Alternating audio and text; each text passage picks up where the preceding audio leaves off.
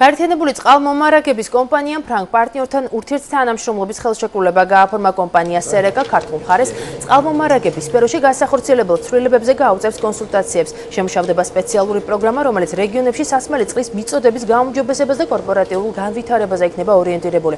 პროგრამის მიზანია ქართული წყალმომარაგება მაქსიმალურად დაახლოვოს ევროპულ სტანდარტებთან. ხელშეკრულების პირობების შესრულებას კი უცხოელი ექსპერტებისაგან დაკომპლექტებული სპეციალური ჯგუფი გაუწევს координირებას.